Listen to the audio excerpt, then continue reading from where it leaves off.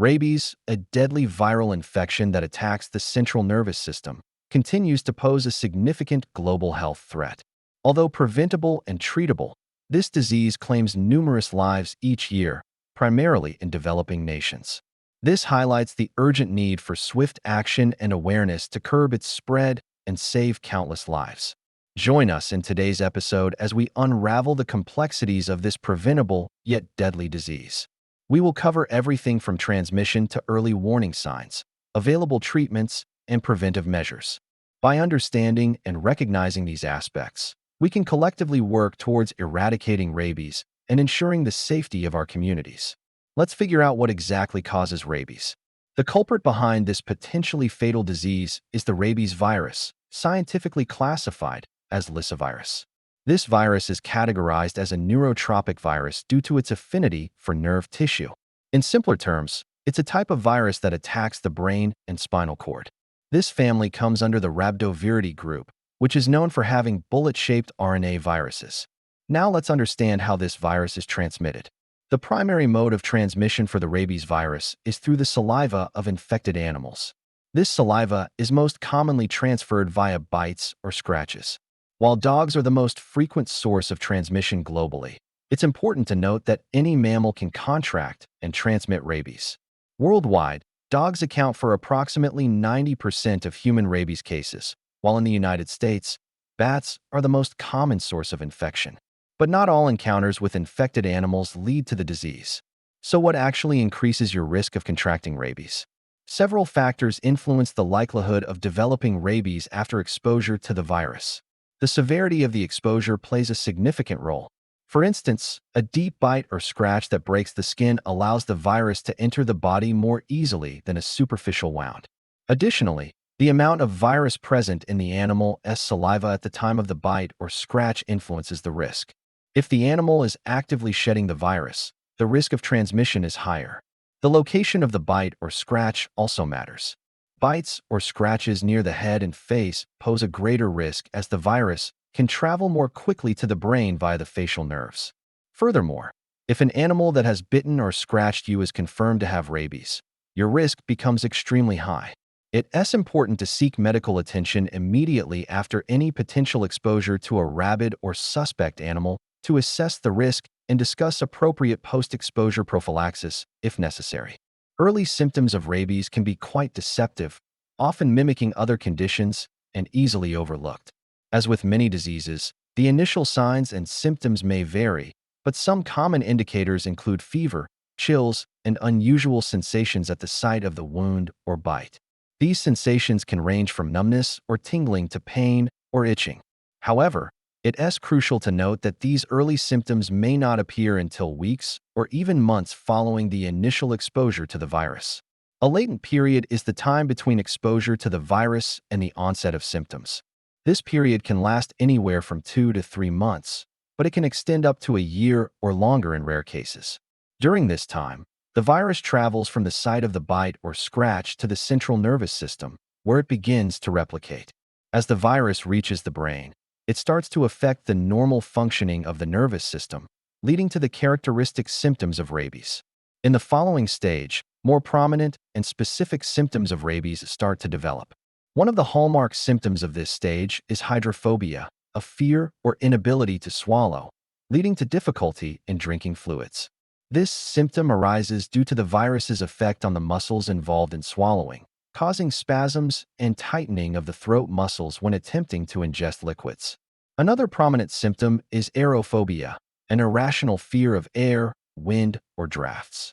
This symptom results from hypersensitivity to air, making individuals feel suffocated or anxious in windy environments. These symptoms typically appear after the incubation period and may persist until the disease progresses to more severe stages. As the disease progresses, the symptoms of rabies become more severe and life-threatening. The individual may experience agitation, confusion, and abnormal behavior, such as aggression, hallucinations, or seizures. The symptoms worsen over time, leading to paralysis, delirium, and ultimately death. The duration of this stage varies, but it typically lasts between 2 to 10 days. The fatality rate of rabies is almost 100% once symptoms appear, highlighting the urgency and importance of preventive measures and timely treatment. While the symptoms of rabies can be distressing, there are available treatments that can effectively prevent the disease from taking hold. When it comes to treating rabies, prompt action is crucial. Immediately after a potential exposure to the rabies virus, such as a bite or scratch from an infected animal, it's essential to take immediate steps to minimize the risk of infection. The first line of defense is thoroughly washing the wound with cold, soapy water for at least 15 minutes. This helps to remove any potential contaminants, including the virus, from the site of the exposure. This step is vital, regardless of whether post-exposure prophylaxis or PEP is administered. Following wound washing, PEP is recommended for individuals who have had a high-risk exposure to the rabies virus. This treatment typically involves a series of injections. The first dose should be administered as soon as possible after the exposure, ideally within 24 hours. Subsequent doses are given at predetermined intervals, usually every 3 or 7 days, depending on the specific protocol followed. PEP typically comprises a combination of human rabies immune globulin, or HRIG, and the rabies vaccine. HRIG contains antibodies that can neutralize the virus in the body, reducing the risk of infection. The rabies vaccine stimulates the body's immune system to produce its own antibodies against the virus. By combining these treatments, PEP aims to prevent the virus from reaching the central nervous system and causing infection. In addition to medical treatment, monitoring for signs and symptoms of rabies is crucial. Even with PEP, there is still a small risk of developing the disease. Therefore, it's essential to remain vigilant and seek medical attention promptly if any symptoms of rabies develop. The key to preventing rabies lies in understanding and implementing preventive measures to avoid exposure to the virus. Vaccination of animals, particularly dogs, is considered the most effective strategy in curbing the spread of rabies. By vaccinating pets, we create a barrier against the virus, significantly reducing the risk of transmission to humans. When entire communities or regions achieve high vaccination rates, it can lead to the elimination of rabies in those areas. However, despite the availability of effective vaccines and treatments, rabies continues to pose a significant global health concern. In developing countries, the disease remains prevalent due to various factors, including limited access to healthcare, inadequate animal vaccination programs, and cultural practices that may increase the risk of human-animal contact. In certain situations, it's advisable to avoid contact with animals that could potentially carry the rabies virus. This is especially important for individuals who have not received the rabies vaccine or those with unknown vaccination status. If you come into contact with a wild animal, such as a bat, it's crucial to wash your hands thoroughly with cold, soapy water and seek medical advice. Similarly, if you find a bat in your home, it's best to leave it alone and contact animal control or a wildlife specialist for assistance.